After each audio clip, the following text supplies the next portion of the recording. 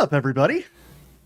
And welcome to another episode of Team Chat Podcast. That's right. Welcome to another episode of Team Chat Podcast, everybody, a video game show. I'm one of your hosts, Jerrett Wilson, joined to my right by Rachel Mogan. Buongiorno. Buongiorno to you as well. How are you this fine day? Oh, my lower back hurts. Yeah. Because we've been sitting here so long playing video games all day. This is for anyone listening to it later, this is our live episode that we recorded during Extra Life 2022. So this is now, we're not doing the full 24 hours this time. As fun as that is, like the few times we've done that, it is very, very fun. It is exhausting. But it's also very exhausting. And I know it's for a good cause, but it's one of those things, it takes us like days. So to recover from it. So hats off to everyone who feels like they can do the full 24 hours all in one run. But if it is still the month of November while you're listening to this, that means we are still doing fundraising for Extra Life 2022. Because right now we're at like $1,058, I think, and our goal is $1,500. So even if we hit the goal, we'll keep going. And anytime we stream throughout the rest of this month, we will make notice of it and say, hey, you should still donate to help out our cause, because it's a great cause, helping out Children's Miracle Network hospitals, specifically Dell Children's here in Austin, Texas for us. But if you want to join up on our team still and do a little fundraising on your own, you can totally do that. We'll make sure to post the links and all that stuff to make it easy for people to find that. Join our team, set your own fundraising goal, and hey, we'll have a great time. And again, for a very good cause. But so today we are here though to talk about our final category, entry into the category of our ABCs of video games. This is volume 7, I believe, and we'll be taking out the last big chunk of the alphabet because, it is the last chunk of the alphabet, got some weird letters in there, and it's a little harder to think of some games, and like, what was the one earlier for X we were going to use? Xylophone Hero, I think. I don't know any. So, which I don't even think is real. But anyway, it's there is that new game like Trombone Simulator or whatever it is. Oh my god. That's my T game. There funny. we go. But yeah, so to wrap it up this time, we're going to be doing the letters S to woo now. Yeah, God. Whoa now. Let's get these adjusted back. The arms on this chair are killing me. Yes. Yeah, I know, mine are hitting it too.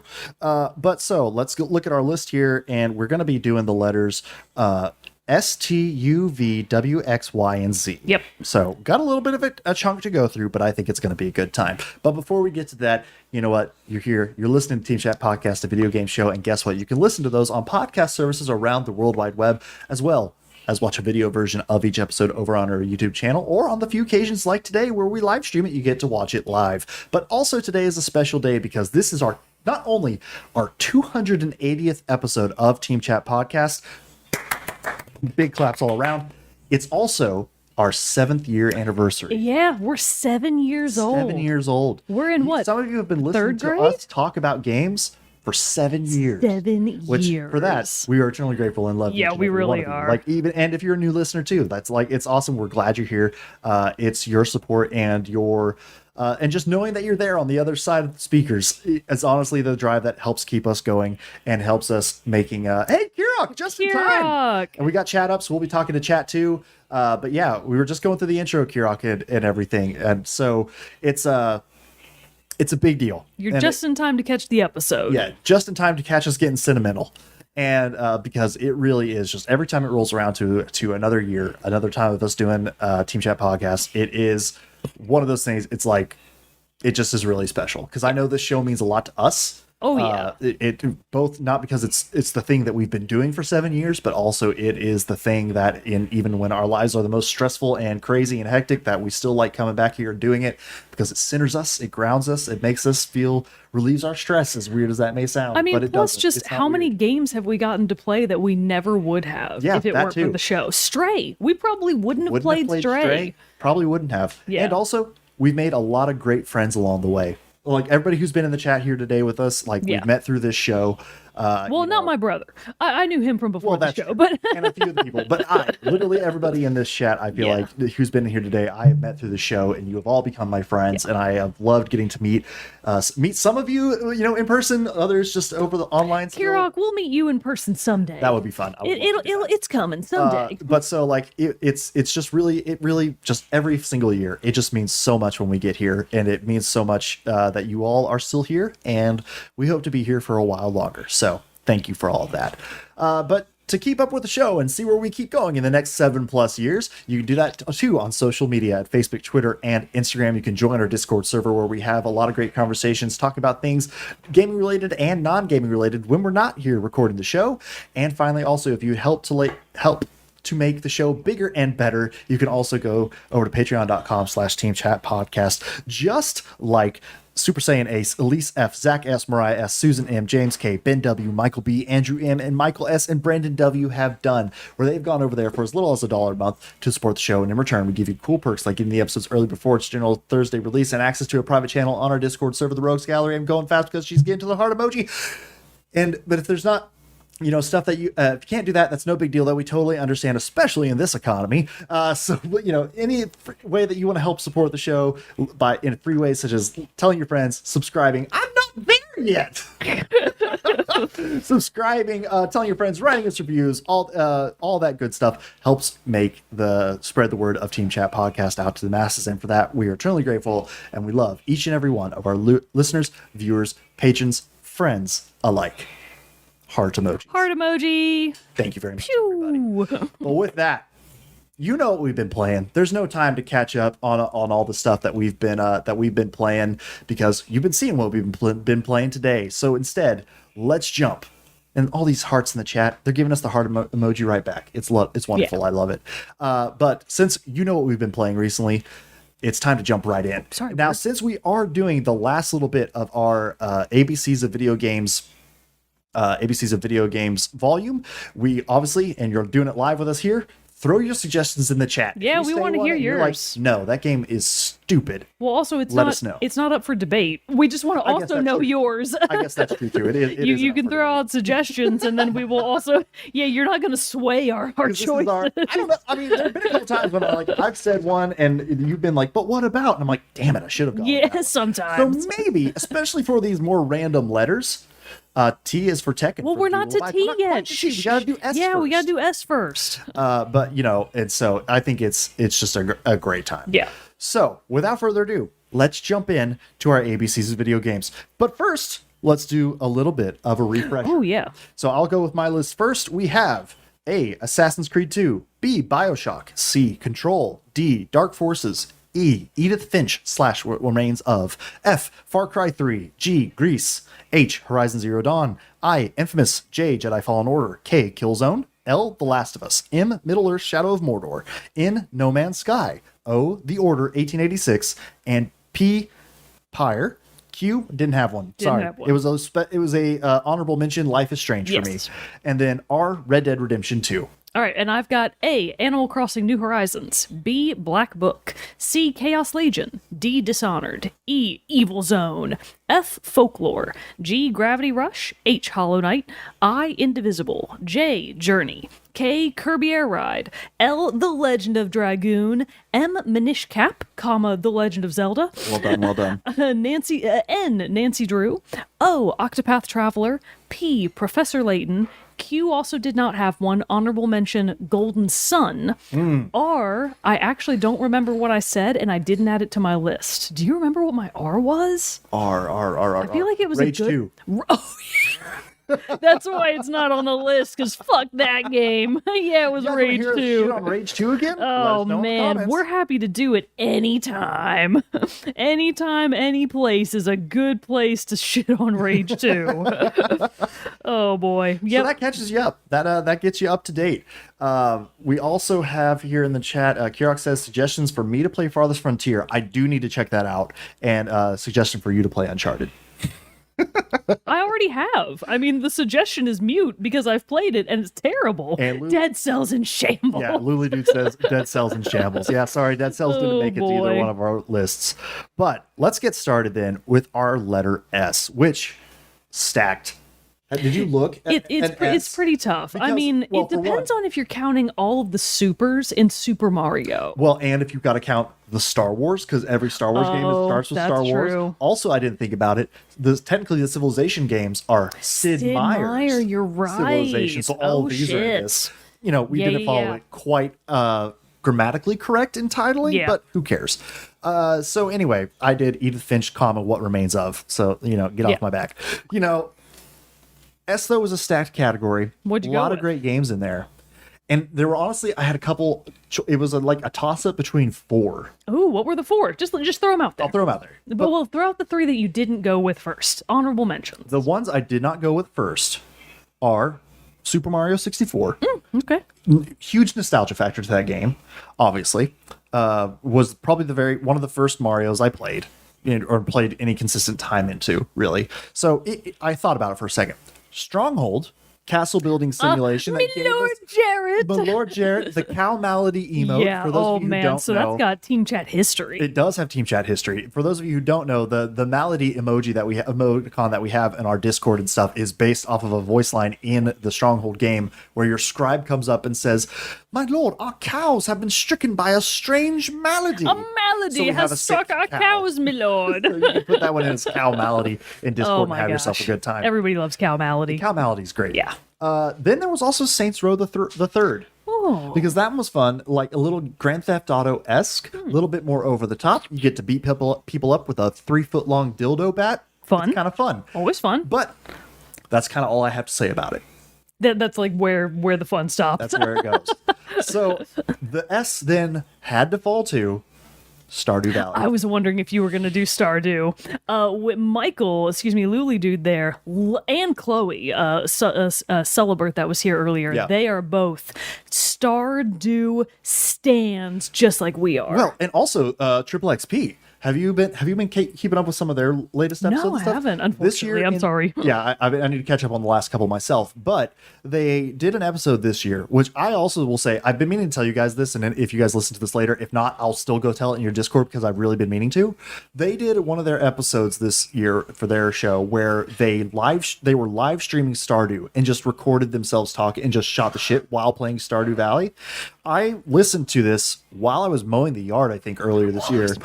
And without having the visual cues of what was happening in Stardew, You could just follow what was hearing happening. the music, hearing them talk about what they were doing, that was honestly an incredibly I'm blanking on the word now, but just like Therapeutic? not therapeutic, but like it Relaxing. was engaging. That's the word. Like okay. even though I wasn't watching it and just still listening to it, but like hearing you guys talk about it while and like just do your normal talking while just playing the game, it was like a super fun format. So you guys should keep doing it. Yeah, It was also very fun. Triple XP podcast. If you're not familiar with them, there are friends across the pond, Shane, Mike, and Cheese. Shane, Mike, and Cheese. They all frequently stream themselves, I think. At least Cheese does. I see Cheese on all the time. So yeah, go give their podcast a listen. Go give them a follow. They're all very cool people. Yep.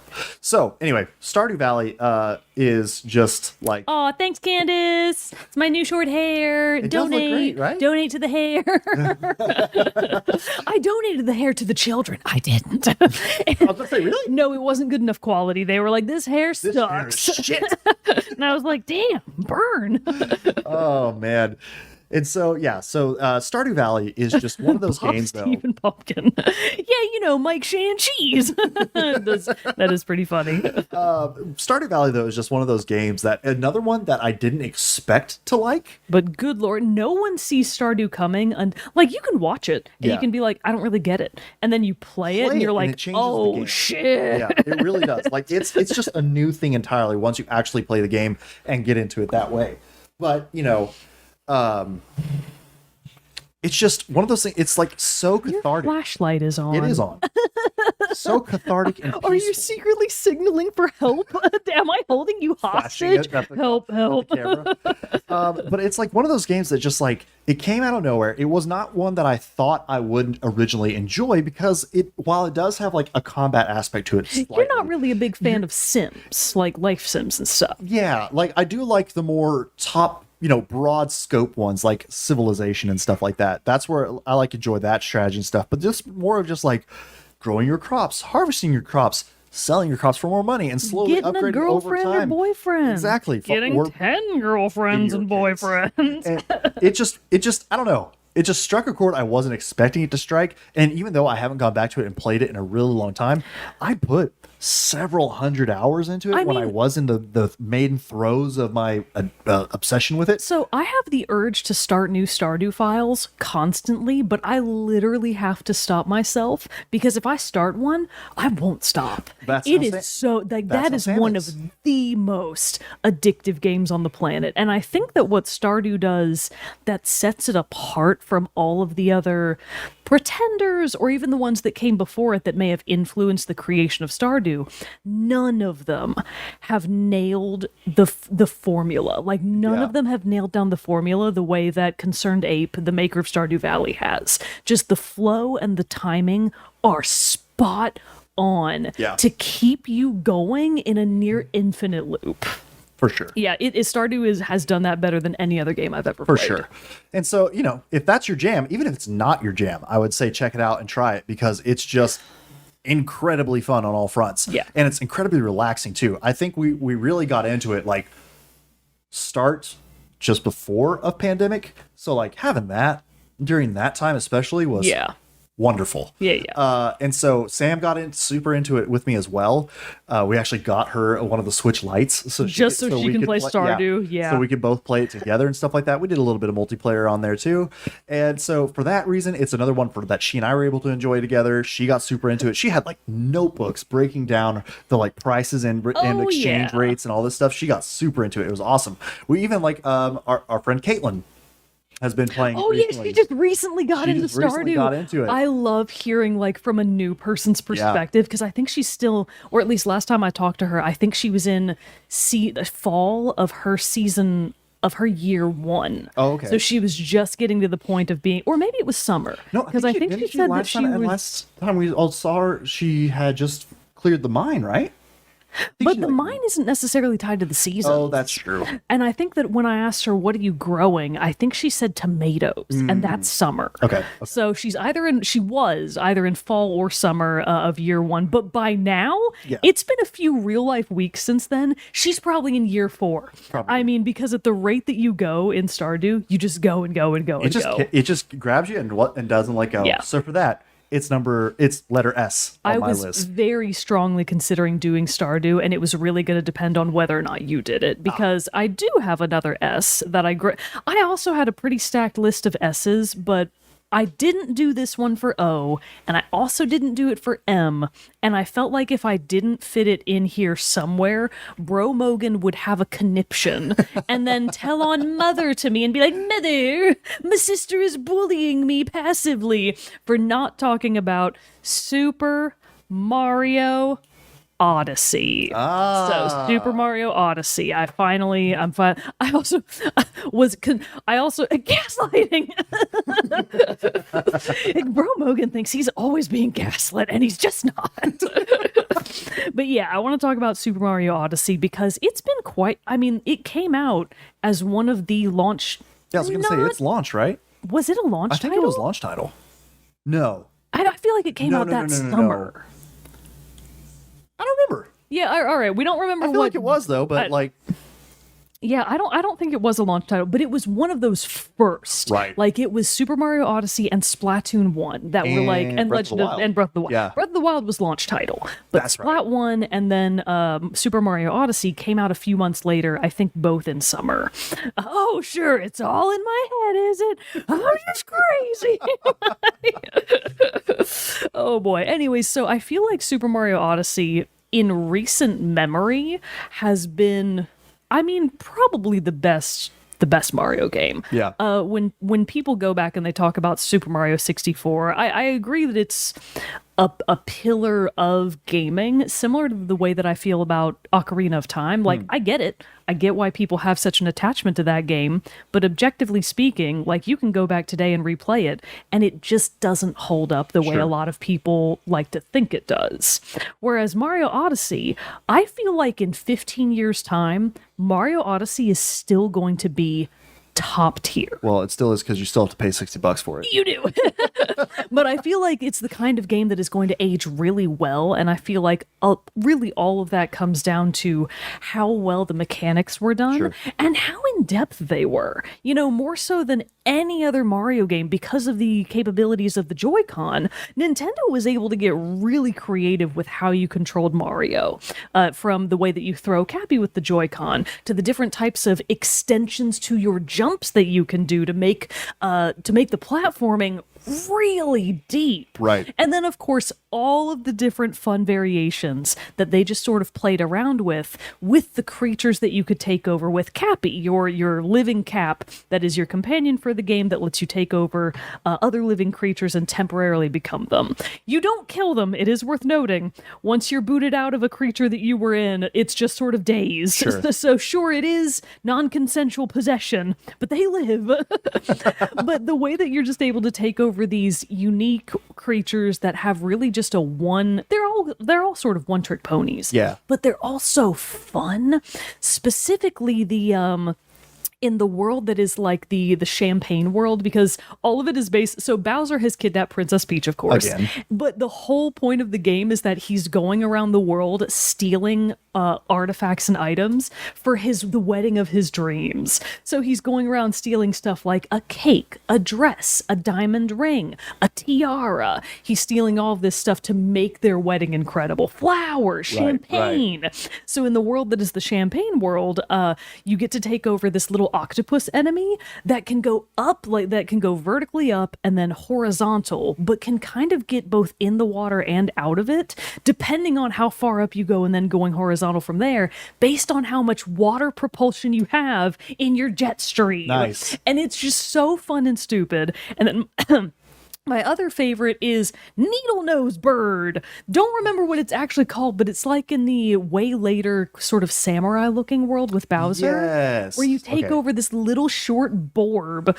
with a big nose. Yes. And you yes. like stab your beak into walls and then ping-pong your way up them. I do remember that one now. What a fun, stupid idea that Nintendo was like, yes, Well, and we're remember, going to too, make like, a whole game of this shit. The first animal I feel like you get to inhabit is a frog that has Mario's mustache. Oh my god, it's so Incredible. funny. Yes, everything that you take over gets Mario's mustache, including the T-Rex. Which was also very fun to and get to do. everything else that you can take over, and it is just absolutely hysterical.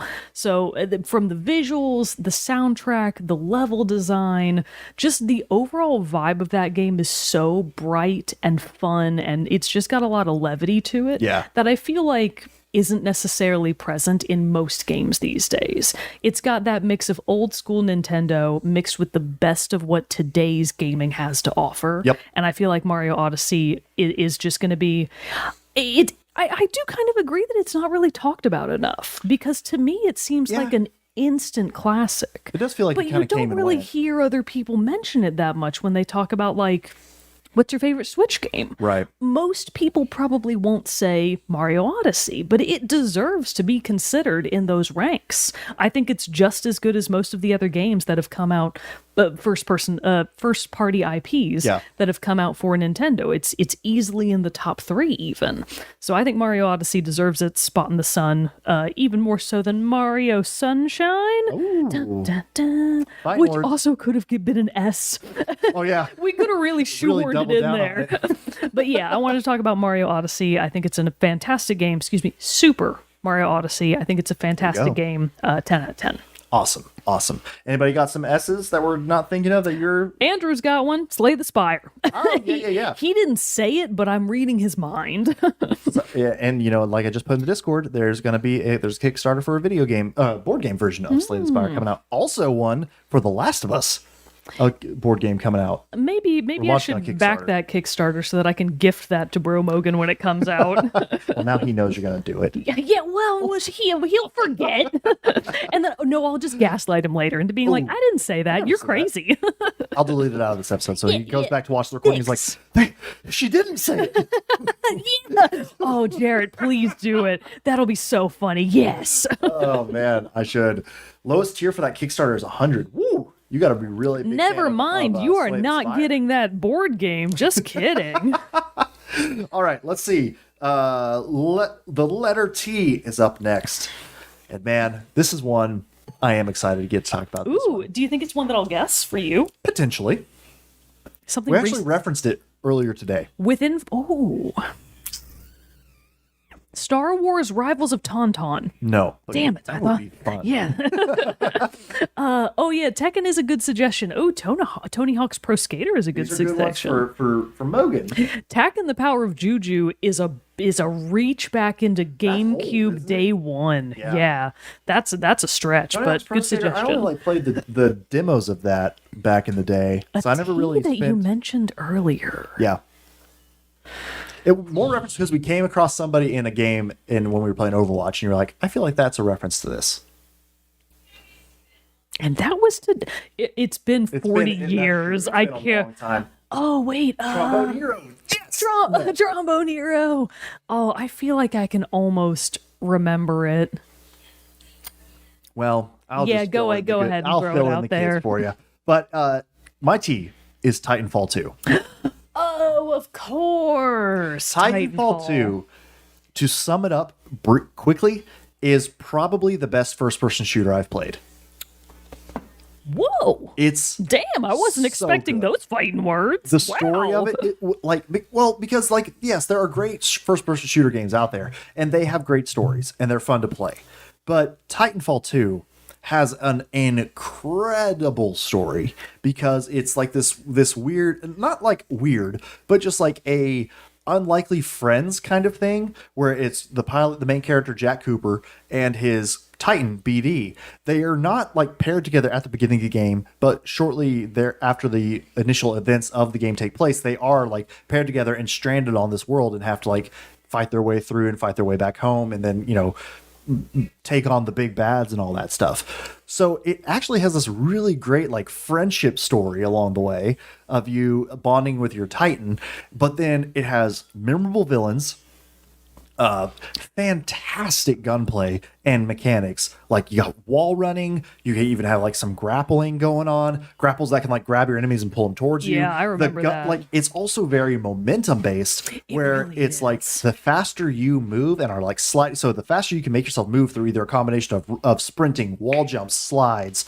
all that stuff helps your overall movement be smoother, quicker, more reactive, and you can even like throw grenades and things farther the faster you're moving. So it's all about being mobile, never staying in one place too long. So you get really, really good at all these different types of weapons: sniper rifles, light machine guns, submachine guns, assault rifles, pistols, all of that stuff. And it's just like you get to combine, build out these different classes, tie that to, especially in the multiplayer, tying that to your different Titan classes that you can get, different Titan abilities. Mine in the multiplayer is I like to use the Ronin one, who has a huge sword and like a shotgun.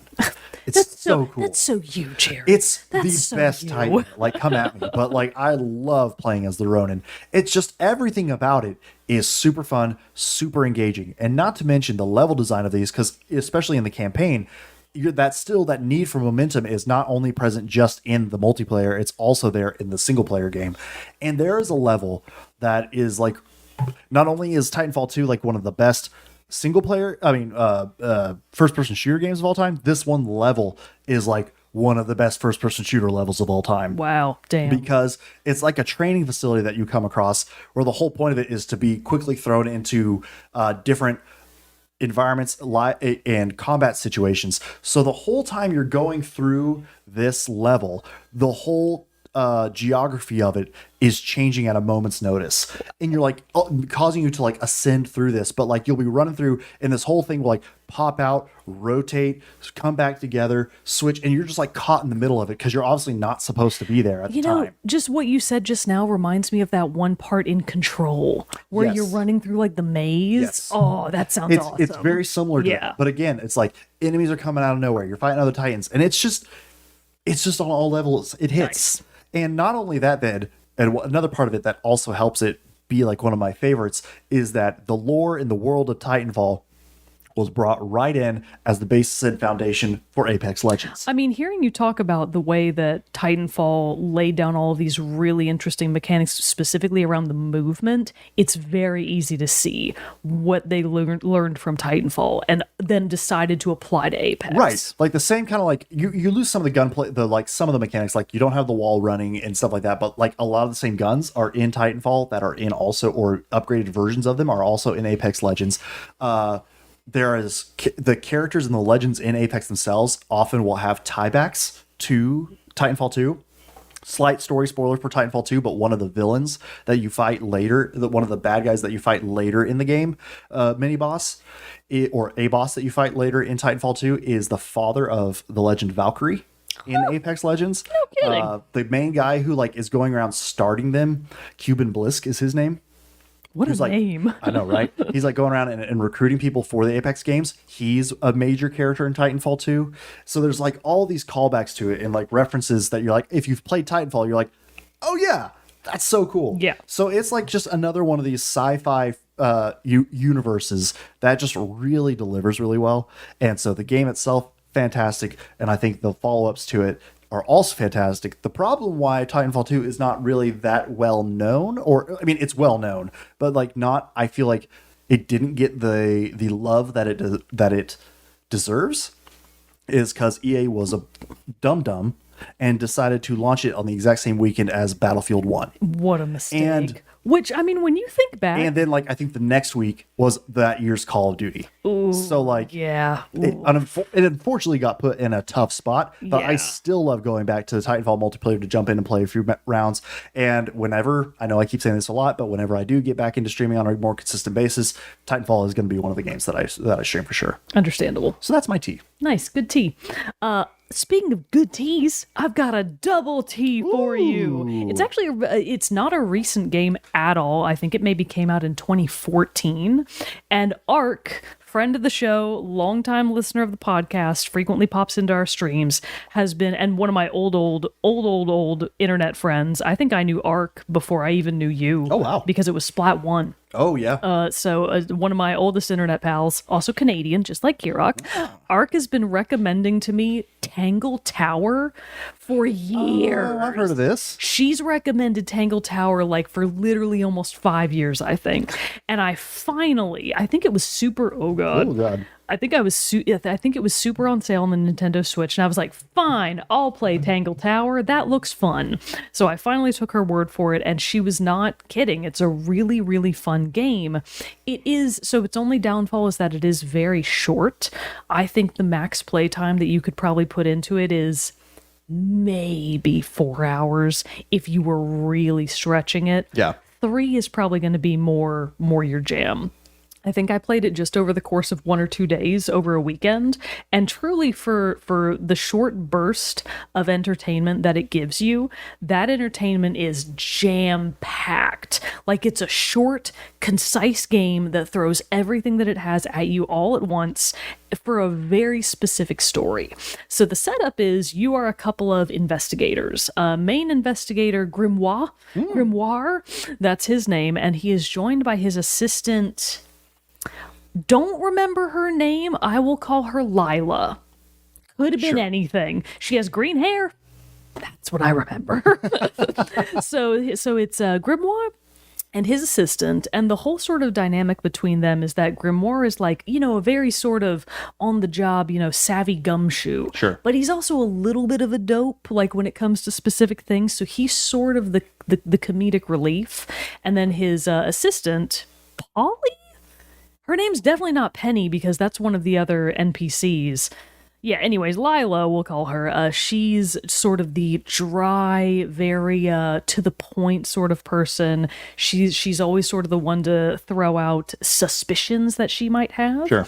And you have both been called to this mysterious manor, Tangle Tower, which is in a really strange location. It's in the middle of a lake on an island, surrounded on all sides by these mysterious white fully sheer cliff faces that no one can scale, that nothing can really get in or out of unless you take a boat to this island. Oh. So it's very difficult to get to it. And the setup of Tangle Tower is that it is the marriage of literally two families branching off of this one base. So there's the base of the tower, and then it splits into two, and there's the so-and-so family on one side and the other so-and-so family on the other side. By this point, I can't remember any of the family names, and if I remember any of the character names, it's a miracle. Yeah. So, but the setup is that someone has been murdered. Oh, no. Good heavens. Happens. Main girl, somebody. We'll call her Jessica. Sure. Jessica has been murdered, and you've been called in to investigate. The setup is very strange because on top of the uniqueness of the mansion itself, on top of the isolation of the island, the families themselves are very strange and very closed. So one of the only eyewitness to the murder, her name is Clementine. Catherine, sure. It could be anything. We'll call her Catherine. Catherine is the matriarch of one of the sides of the families, but she stopped talking entirely years ago, and she's become very reserved since then. She's extremely stoic. She will not speak to you at all. She will not really give you anything, even though she reportedly loved the niece or nephew, I think it is, that was murdered in the same room as she was in. Uh-oh. So it starts off and you're like, okay, did she do it? Did she actually secretly hate her niece? Was there something going on there? Yeah. What are the family dynamics behind the scenes here that are creating this environment of secrecy and lies, betrayal? Right. So you're going through the various parts of the mansion, uncovering different rooms, different secrets, and interrogating all the different members of both families to get to the bottom of this mystery. It's not a complex game, and I really don't want to talk about it much more beyond that, other than to say that the artistic style is really fun. It's a very indie game. Okay. I think Tangle Tower was maybe made by a team of 2 or 3 people. Oh, wow. It's a small team, but for what it costs and for the amount of time that you get, it's absolutely worth the cost of going to the movies, right? Sure. Like you could go to a movie and pay $20, or you can buy Tangle Tower for less than that, get double the amount of entertainment out of it, and come away from it feeling like, hell yes, I totally got my money's worth. So it's a fantastic mystery game. If you're a fan of any type of mystery, investigation, point-and-click adventure games, Those are fun. Tangle Tower fits perfectly into all of those boxes, and it is so fun, and it's definitely an underrated hidden gem. Hidden indie gem. That's what we're going to rate Tangle Tower. Nice. So go play it. I think it's incredible. I didn't think I had quite enough to do a full review episode on it, so that's why I was like, this is going to be my tea. This is my chance to talk about it. Very nice. So Tangle Tower is a really good game. Would recommend. Sweet. All right. Well, hit us in the chat if you've got any other great teas. I see Tekken. I do agree with Tekken. That's a good tea. Yeah, Tekken's a great tea. I'm honestly surprised it's not your tea. Well, because Tangle Tower. We talk about that's Tekken. true. We've played Tekken played on Tekken. I stream. get it. Tangle Tower was never going to get another chance. That's true. That's true. Well, everybody, that's the tea. Let's move on then to use. I have 3 recommendations. Really? Yeah. I have one. Oh, okay, what's yours? Well, you're not going to like it. Oh. Don't say it, Jerrett. It's Uncharted. It's the only U I had. Dude, do you want me to recommend you a U? Sure. Untitled Goose Game. Oh, okay. Did you play Untitled? I never played it. Never mind. Go ahead with yours. Ugh. I'll keep it short. We know Uncharted. God. We don't need to talk about Uncharted for very long here. We all know Mogan's thoughts on it. Especially, I will just take it to say, it is a thrown in here choice just because it is like the only U that I feel like I have played. I was looking through lists and stuff like that and could not. Unreal Tournament, man, that would be good. Actually, that was on my list. I haven't played it though. I think I wishlisted it on Steam though after you mentioned it not too long ago because I was like, yeah, if people get back into that, I might jump in on it too. But no, I didn't do that one. Uncharted though it just takes the list because it's not one of my favorite games that I've ever played, but I do have to give it credit for the franchise it began, and I do think that it is a fun, just like adventure Indiana Jones style adventure that you have out there. I agree with your criticisms on it. Like Nathan Drake is not the best character. I don't necessarily love him for that, but It is fun, especially for me as a huge fan of The Last of Us, to go back to it and kind of see the influences that Uncharted had on The Last of Us, and like its layout, its design, and its combat to some extent. Uncharted 2, I have played also. That's as far as I've gotten into the Uncharted series. Uncharted 2, I thought was better than Uncharted 1. Just wasn't as stilted. I think that's generally the vibe of it. Of the fans of Uncharted that I've talked to, not many out there. I don't really think that it's a very popular game, but most people I've heard that like Uncharted either put Uncharted 2 or Uncharted 4 as their like top choices. That's why I want to keep going through this series. I mean, I only have, if I play all the games, it's Lost Legacy, which is the side story, which I'm actually very curious about that one because of Chloe Fraser, her character. She was awesome in Uncharted 2, so I'd love another game that's devoted to pretty much just her. And so, but there's that one, and then the two remaining 3 and 4.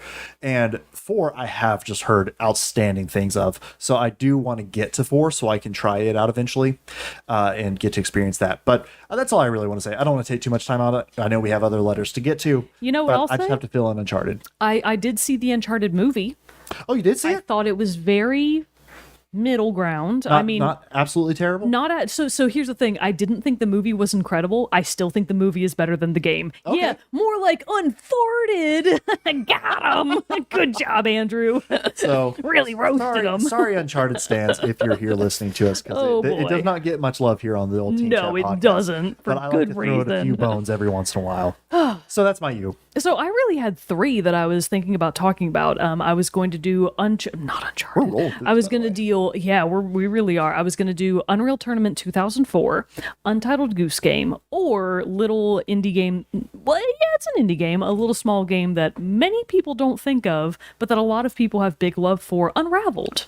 Oh, see, I thought you were going to say Undertale. Oh no, I've never played that would have been a good one though. Yeah, I never played it, but I just know See, that that's one has the thing. a huge I also following. haven't. I've seen other people play Undertale, and I totally get it, but not for me. Yeah, it's definitely not for me either. So yeah, I actually had a lot of different options for you, but I think the one that I'm going to go with, mostly just because of how impactful it was for my formation as a gamer, Unreal Tournament 2004. Nice. So if you haven't heard me tell the story before, which I feel like most people have by now, when I was in probably 3rd and 4th grade, I became good friends with one of my classmates, Jessie Janae, and she had an older brother, and he was like in his teens, and we were like maybe preteen. So he had Unreal Tournament 2004 rated M for mature. On the family computer, because this was a time when the family computer was the only computer in the house. And like in the middle of the living room. Yeah, and I would go, well, they had a bonus room. Oh. Right, they had money. Fancy. They had, because they only had 2 kids. My parents had 3 kids. That so third really pushed we you over couldn't the edge. afford the bonus room. Bro Mogan really pushed me. Yeah, over the edge. God damn it, Andrew. So I would go over to Jesse's house after school, and we would get on their computer, and we would either play one of 2 games, The Sims, 10 out of 10, or Unreal Tournament 2004. And oh my God, that game, as far as first-person shooters go, I think it's probably set the tone for an entire generation and then some of first-person shooters. And arena shooters. And Yeah, stuff like and that. arena shooters. Online multiplayer. Like online multiplayer, capture the flag online, deathmatch. Yep. Just tug of war? I'm just kidding. I don't think they had a tug of war mode, but I feel like Unreal Tournament set the stage for that to become as big as it did. All of the maps are absolutely iconic. Face Off is still one of the maps. That's that the one people, with the 2 towers. Yeah, the 2 towers in space. People still I just as saw well. a Reddit post about it like yesterday. Because Face Off is timeless. Well, you talked about it also in our favorite maps. Favorite multiplayer maps. Face Off episode is 20. Oh my God. Yeah, Face Off is one of the best maps ever created for online multiplayer or just multiplayer in general. All of the weapons were super fun. Some of them are stupid and useless, but they gave you so much variation that I feel like you really don't get from modern shooters, because the whole point of modern shooters is all of the guns that you have are in theory viable. Yeah. Like you can get a pistol and still kind of have a chance against a shotgun if your aim is good enough. Right. If you get the bio weapon, I forget what it's called, maybe the bio rifle. It's the bio rifle. The fucking bio rifle in Unreal Tournament 2004, it like shoots out these little globs that just kind of stick on the ground. Yeah. And then if people run into them, they kind of hurt them. And if you've got, good aim, you might be able to get people with it, but it's really not a good weapon. Meanwhile, the shock rifle kicks ass. Nice. The flat cannon is goat if you know how to use it. There's the rocket launcher, the Redeemer. Everybody remembers the Redeemer. Yeah. It sends out a nuke. And you're like, yes, I'm a god. The announcer for Unreal Tournament set the tone for every other game in the world. Multi-kill, headshot, godlike. What was it? Monster kill. Nice. God, the announcer for Unreal Tournament 2004 was bringing it and would not stop. So yeah, for what it did for the genre and just for how many endless hours of fun me and Jesse got out of it, I'll never forget Unreal Tournament. Oh, yeah. Because of how much of a place it holds in my heart and in the genre. I think that it's a cornerstone of first-person shooters at this point, and I think it deserves the credit that it rightfully earned. I'm honestly shocked it hasn't made a comeback yet. Like with a new Well, I new think take, it's because Unreal, pivoted to really kind of just owning Unreal Engine. right. But I still feel like there's a developer out there who, if Unreal came to them and said, "Hey, make a new Unreal Tournament, 2023." I mean, whatever. really, after Unreal Tournament 3, which I think came out back in like 2010, Yeah. maybe it was a while ago.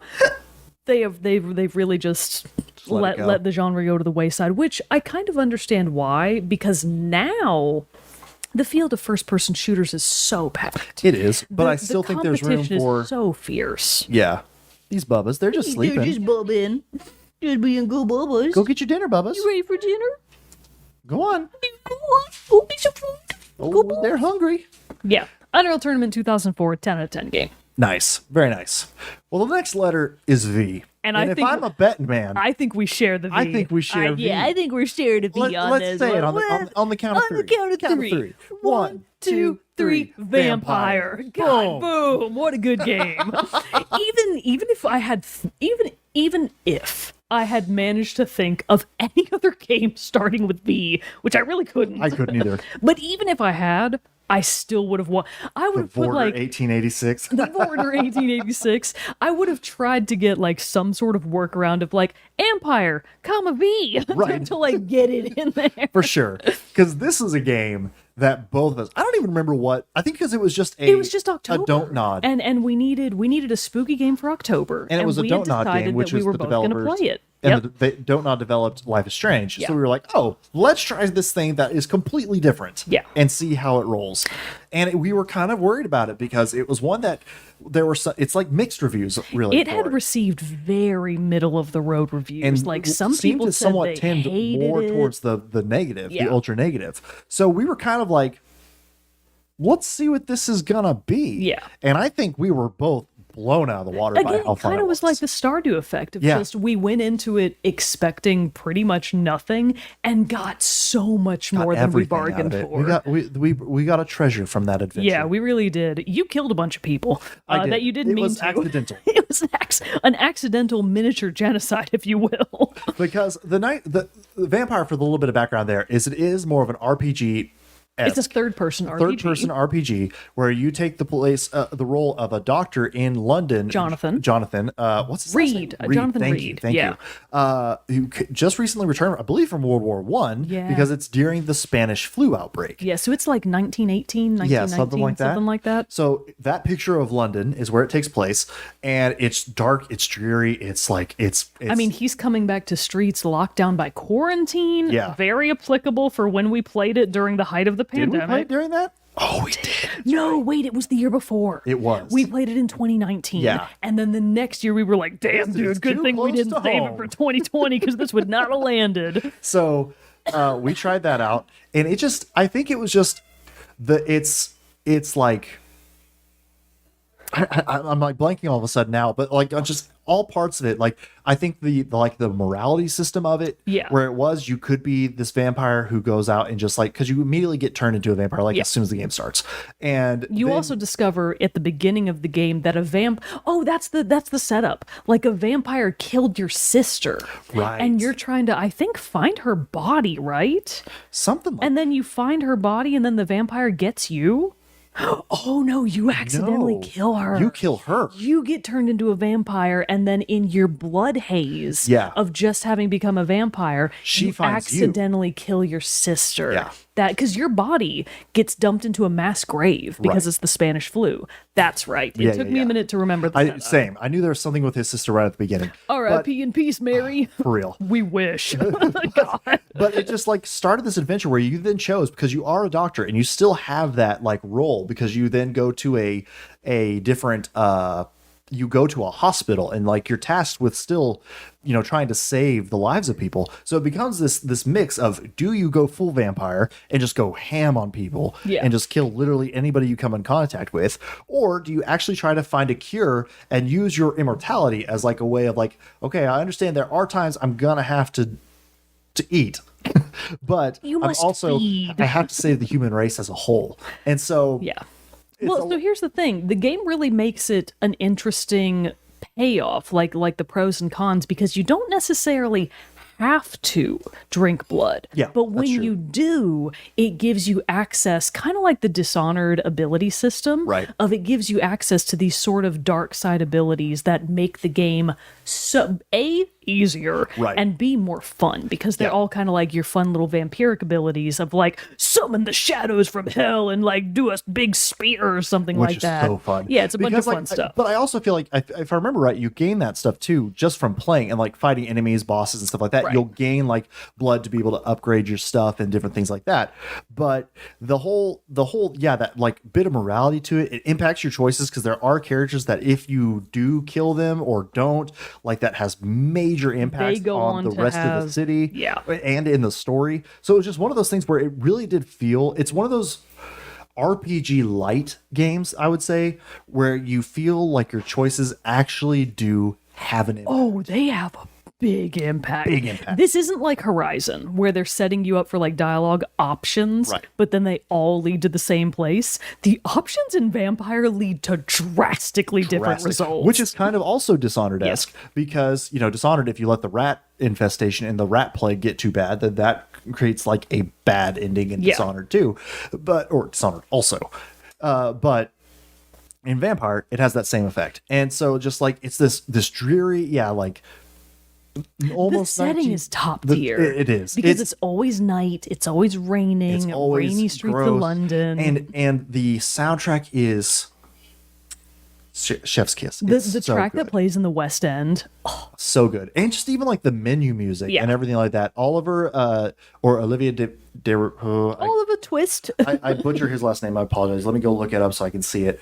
But it just a outstanding job. Just did a fantastic job. And so I think this game is one that's like it. We were talking about, or you were talking about it when you were streaming the order, that the settings of the game feel very similar. And they did. That's really what I liked about the Order 1886 Yeah. is that it reminded me so much of Vampire. And if Vampire had the graphics of Order 1886, Oh my God. I'm sure it probably would have made a bigger impact. For sure. But I think that people just sort of had Like, I will say, you do spend a lot of time going over the same areas. Yeah. There's a lot of like retreading the same ground. There is like the combat, once you get into the groove of it, does kind of feel a little samey. And like, and you will like refight the same enemy in the same place if you like go to the same stuff. If it's like not like bosses, but just like scrub enemies. scrub bosses. It's kind of stuff like that. So I do see like a bit of the repetition that could lower it in some people's minds, but just the overall everything else in it It did such a good job. did such a good job. I mean, I feel like it definitely didn't deserve the hate that it got in the No, reviews. no. I think that those were just people expecting maybe a big air quotes here, AAA experience and feeling like they didn't get that. would I say feel this- like it did better than most AAA games do in quality. For sure. Yeah. For sure. So Vampire we can't recommend enough. It's fantastic. And the composer is Olivier Derivière. I'm sorry. Oliver I know the River. I apologize. I said that terribly, but that's the composer. Good goes effort. to the Vampire soundtrack. It is top notch. I think during my Order 1886 stream, Bro Mogan asked in chat, like, do you think Vampire is actually worth the purchase? Yes. Absolutely. And you can get it cheap AF. Totally worth the purchase. Find a used CD on eBay for $3. Right. Buy the physical copy and have the best 15 to 20 hours of gaming that you've probably had in a while. And we're about to get to like the Black Fridays time of year. Like it'll probably go on sale. Oh, at it's one of also, these. if you can't find it for $2, you're definitely going to be able to, because it's old by this point. doing it wrong. Yeah, you're doing it wrong. But Vampire's a really good game for what it is. Very perfect for winter or spooky season. I think it fits that. Don't play it in summer. Don't be a weirdo and play it in spring or summer. Play it in its season. Nice. It was great as a Yeah. spooky season game, I will say. All right. So let's move on then to W's. I have a good one for this. Okay, go Do ahead. you have one? Yeah, I do. Well, you start then. All right. Well, mine, it's a slight another comma one, but I'm not counting it as a comma one, but it is in fact Will of the Wisps. Finally! Ori and the Will of the Wisps. Ori and the Will of the Wisps. But the first game Very is Ori and the Blind perfect. Forest. Ori and the Will of the Wisps. I'm calling it Will of the Wisps. Yeah, It nice. counts for W. This game, fantastic follow-up to Ori and the Blind Forest, which Ori and the Blind Forest is what I would describe as the most emotionally impactful platformer I've probably played. A Metroidvania-esque game. It just like the story of it combined with the music is just so good. And Ori and the Blind Forest is was a fantastic game and I loved it. And I probably think I liked it more honestly than Will of the Wisps, but Will of the Wisps still did everything that Ori and the Blind Forest did well, and it did add on to those things. Like improved art, improved, graphical quality and stuff like that. The music is still by Gareth Coker. Vocals by Ariel Brighton, Just still incredible. top tier. It still has that emotional impact, and the beginning and end of the game, it's bookended by some big gut punches. Yeah. So get ready for that if you ever go and play it. But it tells this incredible story in I know the Metroid games and Metroidvanias are well known for their stories and their universes and stuff like that, but none of those have ever stuck with me near as much. And I haven't played the Metroid games, but I've played Guacamelee is a Metroidvania. I would say I've done a few others that now are escaping me. Blasphemous, I would even say, is close. It is a Metroidvania. Yeah. I mean, I think it's Like the I think it's side-scrolling used more on the platformer. Castlevania side, but yeah, it definitely fits the category. And so I've played those. None of them has stuck quite with me as hard as the Ori games have. And Will of the Wisps, I think, just creates incredible atmospheres, great, the gauntlet runs that you have to do at some points. The movement and the platforming of it is incredible. Platforming is very complex. Very It complex. goes places. One of the bosses, when you fight a spider in that game, spoiler alert, I fucking hate I spiders. saw you fight that spider. That fight Oh, was man. hard. Which is a change. Will of the Wisp, in Ori and the Blind Forest, the bosses were pretty much just gauntlet runs. You Yeah. got to do an obstacle course. Will of the Wisps did incorporate some of that, but also just threw in straight up boss fights, Just which the were traditional boss fight. difficult. Yeah. So I remember seeing you struggle mightily against that I spider. streamed through all of Will of the Wisps. It was a great game, great time. Recommend. The studio unfortunately came out as being shitty, Oh, they did? or the head of the studio was I didn't know that. Yeah. Oh no, Moon Studios. like a year ago or so. Oh, So that kind of put a damper on it. So I do have to say Ooh, that, but gross. the game itself, fantastic. yeah. So that was my W. Hearing you talk about other Metroidvanias being strong on story, I'm not sure that I would agree with that statement. I Really? feel like Ori is Is like the leaps and outlier? bounds, of having Okay, an I actual didn't want good to. I didn't want to story. speak out of turn. So that makes Mainly me feel because I have played quite a few of the 2D Metroid games. I mean, Metroid Samus Returns is one of my favorites of all time. Yeah. The one that came before it. Oh no, I'm thinking of Dread. Dread that came after it did a very good job as well. But I would say I do that want to they play are. Dread. That looks fun. They're not good on story. They are incredible at world building. See, and I that's- think they knock the world building out of the park. I think the stories are like, you're just fighting a big bad guy. And I think sometimes with those type of games, especially where the combat not the combat, but the Hollow Knights. Oh, Hollow Knight. Well, Hollow Knight is different. Hollow Knight true. has the best Well, you know what? Even then, Hollow Knight's story is not. I mean, unless you really look for it, and I think it ties more to the world building again. Like, its world building is the story. And I think that's where, for me, with the Metroidvanias and stuff like that, where they like lose their luster for me a little bit, is that I'm already so challenged by the gameplay. Like, I don't want to have to go searching for the things that make the story worth it. Yeah. Whereas in Ori in the Blind Forest, Ori in the Will of the Wisps, the story is a part of it, and it's presented to you. You know, it's, call that what it may, like, it's just what I like with those types of games. Yeah. And so, like, I feel like it does it. Like, even Mario is a platformer, and like the Mario story is you save Peach. Yeah, Mario's You know what I story mean? is nothing. You could take Exactly. Peach out of it and just be like, Mario, just go on like a fun little adventure. You don't Right. have to have a reason. Just go explore. Have fun. So, you know, I think with that, and then having the story that is more like, here's a really hard platformer with a really fantastic story that is emotional and has these emotional moments, that really keeps me more tied in and more connected to it. And so I think that's why those stand out for me. I think your feedback on the story of Ori being built, the story, if you will, get it? Yeah. Okay.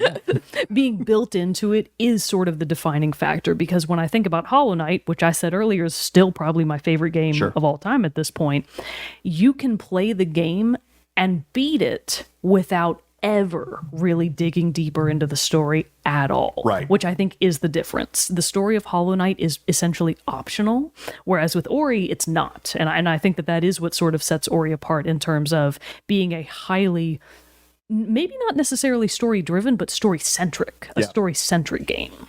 For sure. Anyways, good choice. So yeah, that's my W. Speaking of story-centric games, the one that I want to talk about, haven't gotten to talk about in a long time, Wander Song. Good old Wander Song. I remember you talking about this one. Wander Song, you're not playing that game for the gameplay. You absolutely are not. You're just not.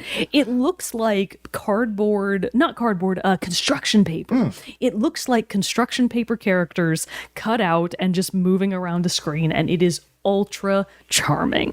It is such a cute game. You play as a character simply called the Bard. I don't think you have a name beyond that. Yeah. And pretty early on in the game, you meet a witch named Millie? Meryl? Her name might Millie Vanilli. I feel like it's Meryl or something like that. It's a women's name with an M that you don't hear often. Matilda, sure. But you meet this witch fairly early on, and you as the Bard are extremely positive. You are just effervescent. You are overflowing with energy to give to the world in the form of your song, which... There it is. We got the trophy for napping. Got the trophy! Yeah! You didn't see it on screen, but we did. Anyways, we got the stray trophy for Sleepy Times. Good for us. We've been going an hour. Yeah, going an hour. Good to know. Yeah, good to know.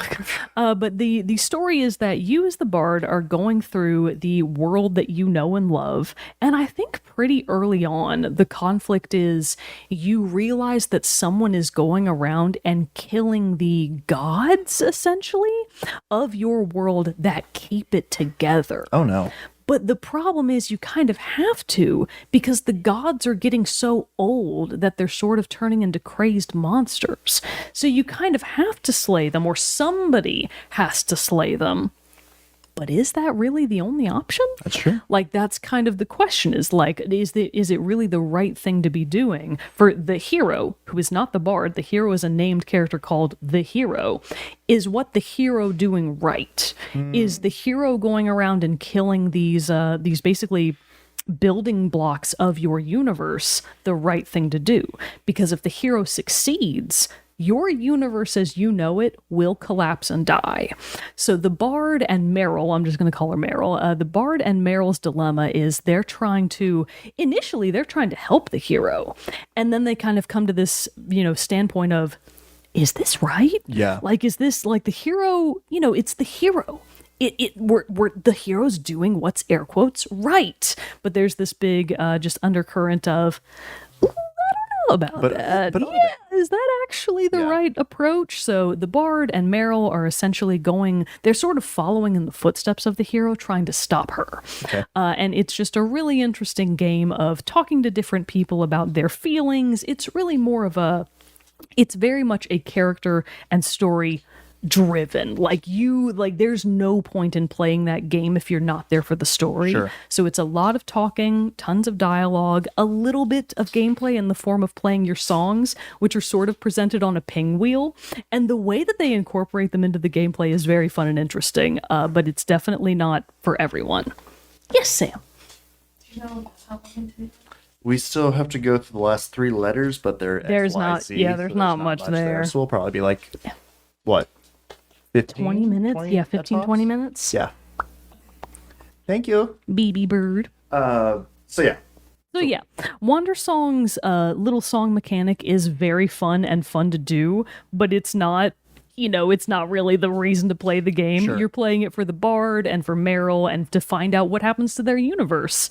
So I would definitely recommend it if you can find it on sale. It's quite a short game. I think it's maybe 5 to 6 hours, if that. So if you can find it on sale, definitely pick it up. For what it is, it's very charming and very engaging. It's just definitely not for everyone. Yeah. But yeah, I found Wander Song very fun. And then we've got quite a few suggestions, at least from Bro Mogan, in the chat. WarioWare, and he said that he put Wargroove for his. Yeah. Wargroove has a good boy, a good doggo. Nice. So I understand the Wargroove one. Very cool. Very cool. All right. Well, it is time then to move into the last 3 letters of the alphabet, and I'm not gonna lie, I don't have one for any of them. I do, but not I want to guess for... your Z. I think I might know it. I think you know what it is too, because we've talked about it before. Yeah. Hang on, let me pull up my list to make sure I'm not forgetting anything else. I kind of thought we could do honorable mentions in here if we didn't have them, but also we can just finish up this So I've ABC and call it good. Yeah, I don't think I have anything for X. Yeah. I For don't know Y? like Oh, maybe X for Mega Man? Mega Man X. I guess I could probably talk about Mega Man X4. Yeah. I've only played like a little bit of the Mega Man. I kind of thought like, is there some like X-Men game or something like that? But I don't feel think there's XCOM, which is like the Yeah. big series for X games. Yeah, that's a good one. And it's like I've played similar genre games, but never the XCOM. Mario themselves. Rabbids. Yeah, That's Mario basically Rabbids. XCOM. Yeah. So like I've played games like that, but no, I've never gone into like the actual X's at all. I mean, I feel like for the letter Y, I feel like I'm just sort of missing something. Like it's I one of the looked, things like, where here, in my I'll pull it brain, up. I feel like that I must just be forgetting something. I know Kirok plays a good Y game, and there's also all the Yakuza games. Oh yeah, all So, the Yakuza but like I haven't games. got to those yet. Me neither. And then Ark is suggesting a Xena game, but if there is one, there probably is one. I've definitely never man, played I it. hope do you get to be like PS1 style Yeah, graphics? Lindsay PS1 Lawless? Xena game. That sounds about right. Obviously, there's like a couple of Yu-Gi-Ohs in there Oh, too. yeah, the But I Yu-Gi-Oh! think the one that probably like I know Kirok is playing if he comes back and listens to this is the East. Oh yeah, the East JRPGs. East He YS. he I would. think he is playing one of Yeah, those. I feel like he's told us he was. Yeah, he played at least East 8, I think. Yeah, that's what I was Lacrimosa of Dana. Yeah. That was a So, while ago though. There are those. So if you like Yakuza or The one East that games, I would put forward on behalf of Fuchsia Rascal, friend of the show, Ark with the save. There it is. Year Walk. Okay. I thought I was Yes! reading this and thought there That's was- the one. Oh my god, thank you, Ark. That is such a save. Year Walk All right, tell me about Year Walk. Year Walk. You can find it on Steam. It's still available, but it was originally an iOS game. It was a mobile game that was so cool. They ported it to Steam and maybe even to the Wii. I played it on the Wii. Oh. It was my Wii that I found it on. I found it on the Wii Shop channel. Just trolling around for games one night, found a game for like $2, and I was like, sure, I'll buy it. I think it was one of those nights where I was a few beers in, and I was like, fuck yeah, shopping spree. So Year Walk is a sort of point-and-click style puzzle game with big horror stylings. It's got some gruesome scenery. It deals with some heavy themes. So it's not necessarily for the weak of heart. I don't truly remember the entire premise other than that the concept of a year walk I think comes from maybe Sweden or one of the other Scandinavian countries. And it's the idea that on New Year's Eve at midnight, you go for this walk that is meant to sort of symbolize your past year going into your new year. So it's sort of this almost spiritual journey kind of thing. And that also applies to your protagonist. So I think your protagonist has either recently broken up with his girlfriend, or maybe she died, or you died. I can't remember exactly what the details are. It was all very dreamlike, and that's on purpose. The Yearwalk is supposed to be this surreal space, sort of between spirituality and time, of like, it's sort of that the space between the veil between the worlds. Got it. So it's got a lot of very ghostly themes going on to it. The puzzles are all based around different, I think, mythological creatures that maybe come out of Scandinavian lore. Very interesting stuff. Spooky vibes out the wazoo. Basically, you trip balls and go for a hike. Yep, he said Awesome. it. Basically, you trip balls and go for a hike, but the hike is scary. Not scary, not the good kind of tripping balls. Yeah, Yearwalk, I will just say this because I don't want to spoil on any of the story stuff because it is really interesting. Yearwalk is a game that you play either on New Year's Eve or on Halloween night, and it is perfect How long for is it, do you that. think? Short. Oh, okay. Oh man, if you know what you're doing and if you know how to solve the puzzles, couple hours. Again, it's one of those super short, sweet games. It was a mobile game. It's okay. not long, but it is extremely fun, and I would very highly recommend it. If Very you've got an iPhone, it might still be available for iPhone. Yeah, let's check it out. Yeah, Oh, check it sweet. out. I need mobile game recommendations every once in a while. I'm stuck on Marvel Snap right now. Thanks a lot, bro, Mogan. It's fun though. I don't. Yeah. I'm not saying that as mad. I'm saying thank you. It's a very Nice. fun game. But yeah, Yearwalk is an OG fave of mine. Good save, Very Arc. cool. Good save. Very cool. All right, I have nothing for why. So let's finish. I just don't. There's nothing there. Got anything for Z? I don't. Oh my Unfortunately. God, what, Jerrett? I could do throwback from my youth, from when I was a wee lad. I could say Zoo, comma, Putt Putt Goes to. Wow. Yoshi's Crafted World, yeah. Okay, I could say that for a W. I played the For a dim- W? Or Y, sorry. I played the demo of that.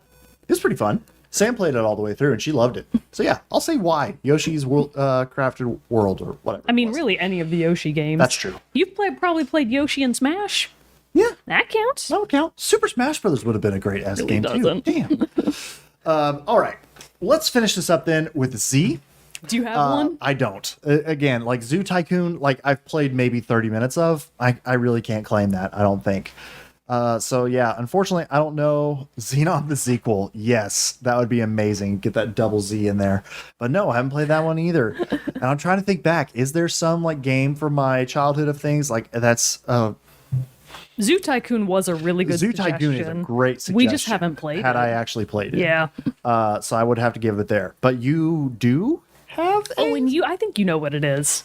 I think you had a guess. I did have a guess.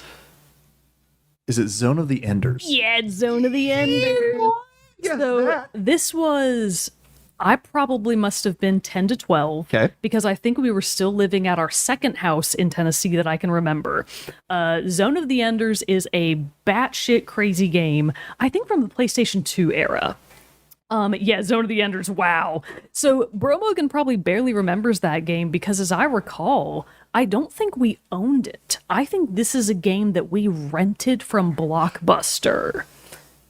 An old reach back to a time before many of you Zoomers can even remember, where we had these stores called Blockbuster and Hollywood Video, where you could go and rent mostly VHSs, Yep. but then eventually DVDs, and then they got smart and started doing video games too. And then eventually Didn't nothing. help them in the long run, but it was a good effort. So Zone of the Enders is an old, not necessarily old school, but it's one of the older mech games that I can remember. There's tons of Gundam games out there. Right. But I think a lot of them are mostly based around strategy. And there's like the what's that one that people love that's like the big mechs and it's a tactical RPG. I'm never gonna Breach! Into the the Breach. Breach. Yeah, people love Into the Breach, but this was not like that. Zone of the Enders is a mech / flight simulator, because you as anime character boy, who knows what his name is, we'll call him Sasuke. Yeah. From the Naruto. You pilot this mech as part of some nonsense military operation against, I think, Kaiju. I think it's an alien invasion. I think you're fighting against either aliens or enemy mechs of some kind, and you're trying to save a girl because of course you are. She gets shot later, and I'm pretty sure she dies. Anyways, but the way that you would move around in the game was truly insane because you're in this mech and it's third person view, but you're also trying to move your mech in fully 3D space. So the entire range of motion is available to you. Up, down, left, right, diagonals, loop-de-loops. And positioning yourself in that space to win and like to fight, I remember was very challenging. I feel like if I went back and tried to play it now, I would probably be like, it's fucking easy. But as a kid that wasn't accustomed to that kind of range of motion in a mech of like, well, you also have to aim and shoot at stuff, it was actually quite hard. Yeah. And it was definitely one of the most unique games that I can remember playing kinda ever. And I'm not necessarily saying it's good because I like Zone of the Enders was fascinating, but it's fine. Yeah. I don't really remember loving it, nor do I remember hating it. So it must have just been a perfectly game you middle. played. It was a game I played from Blockbuster, and really, that's the most I can say about it. I think it got one sequel that I did not play. Who knows? That's Zone of the Enders. There you go. So yeah, go look up some footage of it. Zone of the Enders was fucking wild. What a crazy game. Do a little research on it. Matt McMuscles on YouTube needs to do a Zone of the Enders what happened video so that Nice. someone can Nice. understand what went into that game. Very cool. Yeah. Yeah, I thought I had, when he said, over in the chat, Bro Mogan says, Zombie U, the famous Wii U game. And I almost thought, I was like, oh, I do have a Z. Because I thought it was Zombie Island. It's not Zombie Island. It's Dead Island. You fight zombies. Good I thought that was try. going to do it. But no, that was going to be another Rage 2 moment for me. I hated that game. I wanted to because it was the one that had like this really, really, really, really great trailer where like was in slow motion and played from reverse. So and played in reverse and everything with this really slow like piano soundtrack to it. Fantastic. So I really thought this game was going to be great. It's dealing with zombies. It was not great. Spoiler alert. And like Dead Island 2 has been in development hell for fucking years. I And would so, be like, amazed if it ever comes out. I think it actually is still. I think my God. one of the last conferences, I think. Oh, because Goat Simulator 3 Made fun of it. made fun of the trailer, and I think that like kind of got people being like, where is this again? And I feel like they said like, oh, it's actually, yeah, we're still coming out with it. It's just still going to be a bit more. So I thought that was going to work. But no, I can't claim Zombie Island. Bro Mogan coming through with the great fun facts. He says the mechs from Zone of the Enders were designed by the person who designed the Metal Gears from Metal Gear. Huh, how about them apples? How about them apples? That's pretty cool. Zone of the Enders. Fascinating. Yeah. Learn more every day. The more you know. Oh, another fun fact about Zone of the Enders that I'll always remember. I think I wanted to purchase the game, but Mama would not let me because it was rated T for teen. And one of the reasons they cited on the box for it being rated T for teen were that the mechs were anatomically correct. Yeah. Which just meant that they had metallic, like, cod pieces and, like, kind of metallic-y boobs. But that was, like, the lightest anatomical. I thought you were going to say they are anatomically correct and just No. have huge swinging No, they penises. absolutely did not. But like my mom read that on the box and she was like, no. And I was like, Mom, they're just robots. They are just big Have robots. you ever heard of robot sex? It can happen. Yeah, she was not having it. So we never did get to purchase Zone of the Enders, which is why we didn't finish it and no one remembers it to this day because their moms would not let them Hey, have Zone of the Enders Moms have a lot of either. control over the fate of the industry. Oh you know what I man, mean? yeah, no language, no boobah. We could only play games that had no blood. I had friends growing up who couldn't play games until they were like 16, I think, where you shot people. Yeah. I mean, like- that's why I had to play Unreal Tournament at Jesse's house. Yeah. Our mom wouldn't let us have that game. Hell no. They said bitch out loud in that game. Like in the context of die, bitch. Like Unreal Tournament was not fucking around. And now do your parents log on to onto this show to hear the latest? And They are disappointed every time they hear it. They're like, oh, our children. I feel like I remember one episode way back when. My dad, Your dad I likes- dropped an F-bomb really early on. And he like texted me to be like, young lady. And be like, deal with it, Dad. I say, fuck now. Yeah, I was like, I'm a adult. I'd pay my own rent. I can say the F word if I want. I'm pretty Oh, sure. I man. don't know if my parents have listened to an episode all the way through yet, but I've had the same fear. Hilarious. It kept me restricted for a while. But Yeah, now I don't give a incredible. fuck. By the way, pass me my pen. I need to add a couple more people onto this. Yeah. My mom and dad. Yeah, I need to add your parents' names. Ron and Angie, or just Wilson fam. Wilson fam. Do Wilson fam. Wilson. I'll put you on. How about a hand? I don't have Sure. enough on that. Will you do it for Sure. me? I'm not left-handed. Will I ams. I'll just scoot over. Scooch on over here. Give us a little scooch. Wilson fam. Yeah, get the sound effects in there. Wilson fam. And then on here, can you write Carolyn? Carolyn. Yeah, you did. Boom. You did write Caroline, which is not correct. That's not No. Carolyn. L-Y-N. Oh. This is Caroline. Those are two different names. Okay, let me fix it. Yeah, cross out the line. The ein. Yeah, just cross out Look, the we're gonna fix it. Nobody's even gonna know. Okay. See? Nobody knew. Nobody could tell.